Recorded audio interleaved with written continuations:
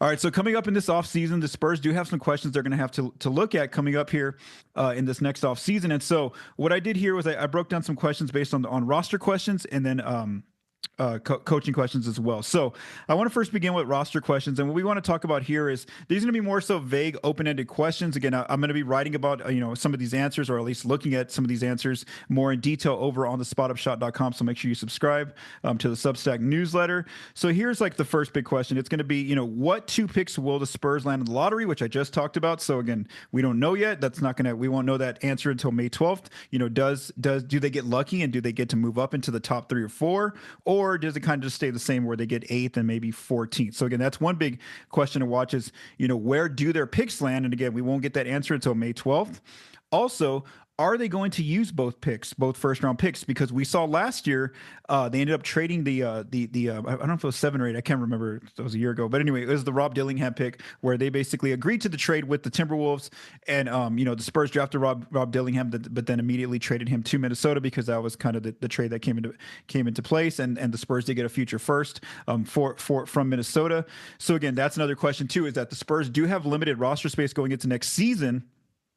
And so are they going to actually, I know this is a better draft than last year's class, but still, are they going to use both picks, or might they, look to maybe try to move up, do 2 for 1 and try to move up, or, draft 2 players with those picks, or again, maybe trade out of those picks as well. At least one of those picks is a question to look at. And then, we definitely know that early on the 2 areas of need, if they're going to go through the draft and try to draft out of these positions are shooting, wing shooting, whether it's like a 2, 3, or 4, whether starting or off the bench, and then also size. They really need more size there in the front court to help Victor Wembanyama, whether that player is starting alongside him or that player is coming off the bench, to just be a deterrence there whenever Wemby's taking a break. Because as I'm going to talk about a little later in this episode, the Spurs really had trouble on the glass this year on defense, and then also just deterring players from attacking the rim whenever Victor was out in the game. So again, those are 2 questions. That's the first question to look at is what do they do in the lottery or in the draft? But again, that's more so based on what picks they get here on May 12th in the lottery. The next big idea, offseason question I have is, do the Spurs keep the roster mostly intact and basically just upgrade via what the exceptions that they're going to have, which are the non-tax MLE, non-tax mid-level exception, and the buyout exceptions. So let me explain this approach. This is more so like a very safe approach where they're going to basically have most of the roster back from next season going into the team and make their upgrades to Spurs via free agency or via trading for players. So let's talk about this. So coming into next season, if the Spurs use both first-round picks that they're going to have basically 12 players under contract, and that means that they are going to have 12 players under contract without even bringing back any of their free agents. And they do have some players that are going into free agency that were on the regular standard NBA contracts, which were Chris Paul, Jordan McLaughlin, Charles Bassey, Sandro Mamukelashvili, and Bismack Biyombo. Again, all 5 of those players were on standard contracts last season or this past season. And now they're going to be unrestricted free agents, all those players. And so, again, the Spurs have to decide, are they going to bring any of those players back? Because, like I said, if they have 12 players under contract already, that means they can only bring back a maximum of 3 of these free agents. And again, that's one of the questions is, do they go into the next season at least approaching it with having most of the same roster back, except for like CP3, McLaughlin, Bassey, Mamu, and Biyombo? Now, how can they upgrade the roster if they do use that approach of, again, coming back with 12 players? Well, they're going to have what's called the non-tax mid-level exception, which is worth $14.1 million. And you can use that exception to either sign a free agent or trade for a player, acquire a player into that exception. And we saw the Spurs do this last year when they made a move in like September. It was with the Kings for a player. I forgot his name. I think it was something McDaniel. So they traded for a player. They basically waived him. But again, they used that exception to acquire the player and to get a draft asset in that place. Again, they can do that. They can sign a free agent with that exception of $14.1 million, or they can trade for a player.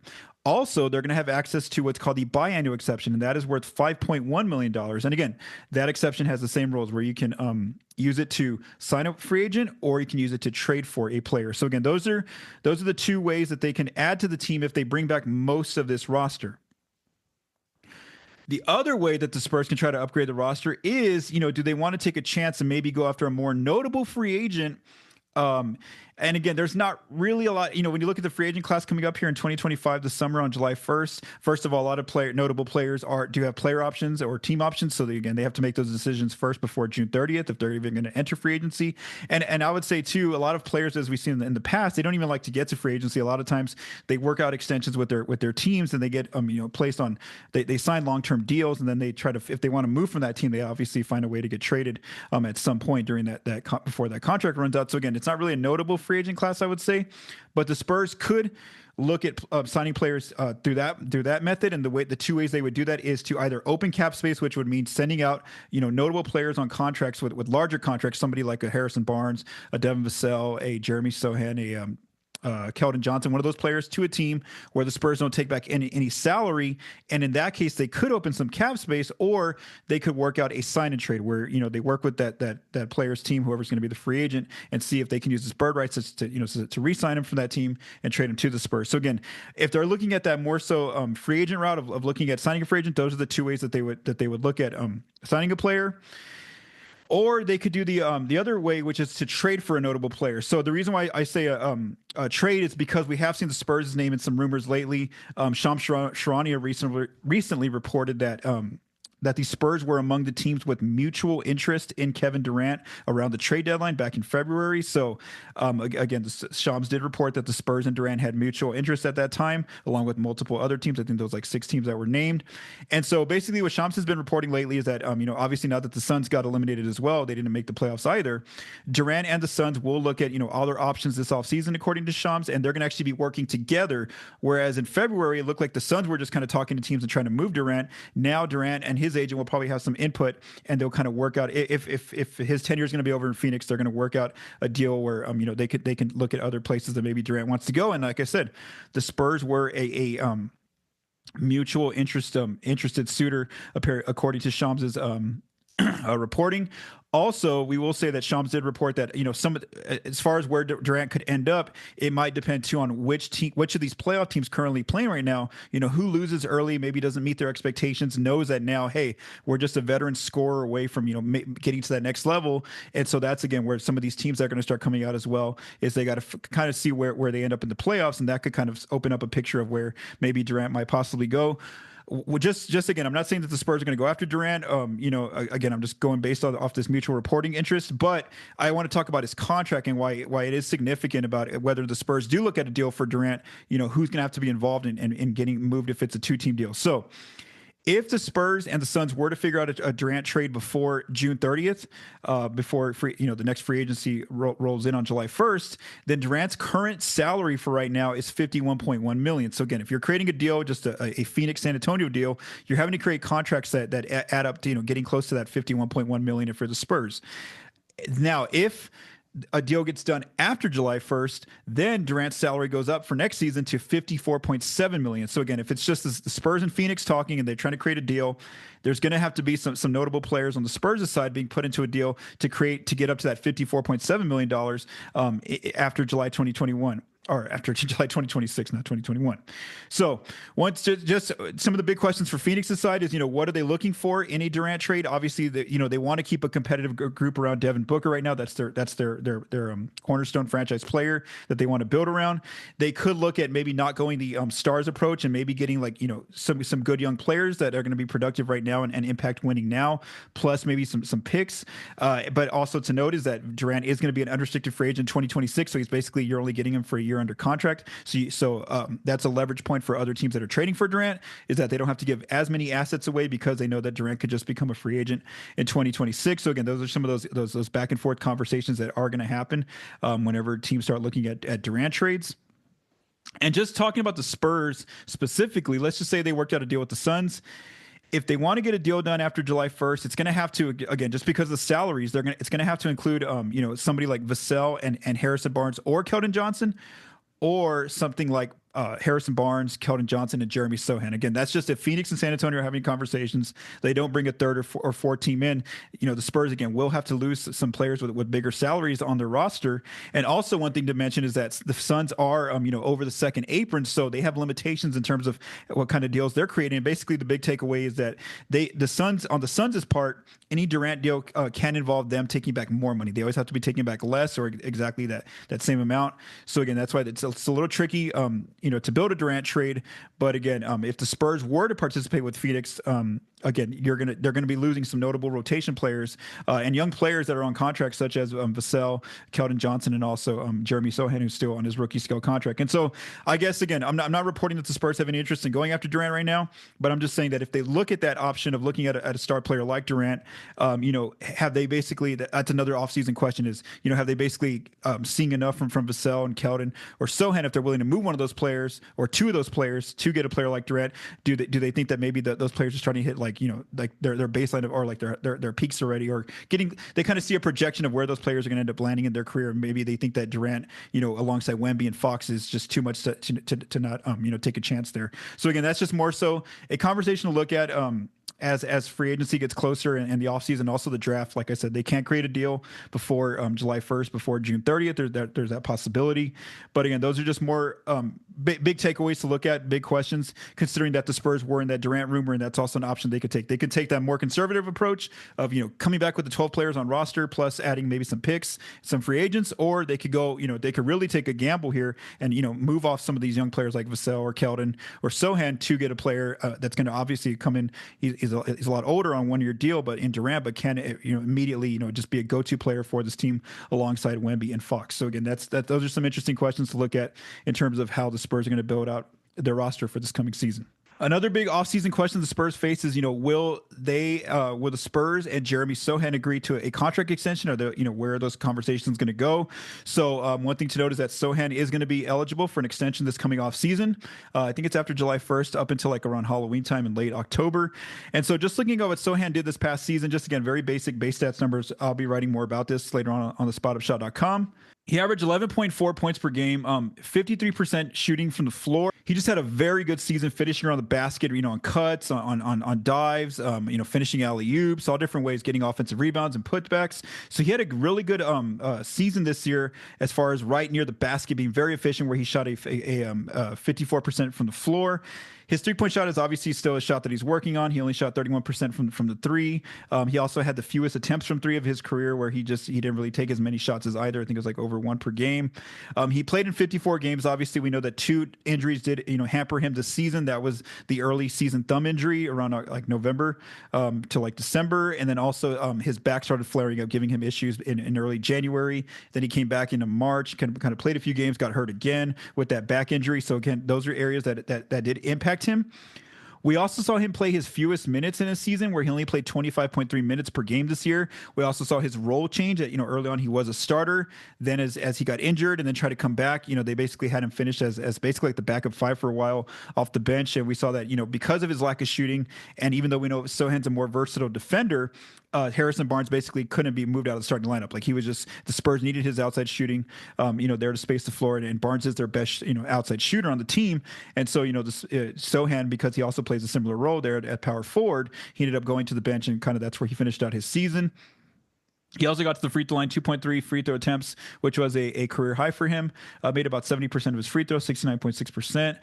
6.5 rebounds, 2.4 assists, 1.6 turnovers, 0.8 steals, and 0.5 blocks. And like I said, he did go to the bench there as his role changed toward the end of the season.